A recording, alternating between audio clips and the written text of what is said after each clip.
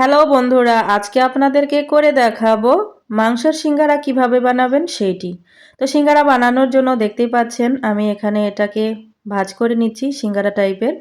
তো আপনারা ভিডিওতে ভালোভাবে লক্ষ্য করলে বুঝতে পারবেন এত সহজে সিঙ্গারা বানানো যায়, না বানালে কিন্তু বুঝতেই পারবেন না। আমি রমজানের ইফতারের জন্য এই সিঙ্গারাগুলোকে বানিয়ে রাখছি। এগুলোকে কিন্তু আমি ফ্রোজেন করব।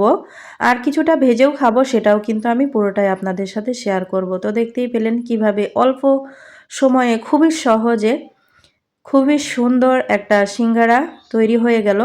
যেহেতু বাসায় বানাচ্ছি এই জন্য কিন্তু বড় বড় শেপ করেছি। এগুলোকে আমি এখন থালা ভর্তি করেই ফ্রিজে রেখে দেব। তারপর ফ্রিজ থেকে বের করে কন্টেনার অথবা পলিব্যাগে রেখে দেব।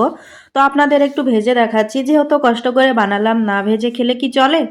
যেহেতু বাচ্চা আছে, হাজবেন্ড বাসায় আছে, ভোটের ছুটি, অবশ্যই তো ভাজতেই হবে সন্ধ্যাবেলার নাস্তার জন্য।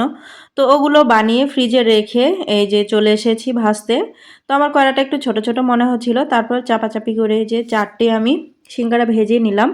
এগুলোকে আমি মুচমুচে করে ভাজবো। আর এগুলোর পুর হিসাবে রাখছি গরুর মাংস আর মুরগির মাংসের সাথে হালকা পাতলা একটু আলু আর গাজর দিয়েছি। চাইলে এগুলো আপনারা বাচ্চাদের টিফিনেও দিতে পারেন। আমার বাচ্চাটা কিন্তু বাসার যে কোনো নাস্তা খেতে অনেক বেশি পছন্দ করে, এই জন্য মাঝে মধ্যে আমাকে এগুলো বানাতে হয়।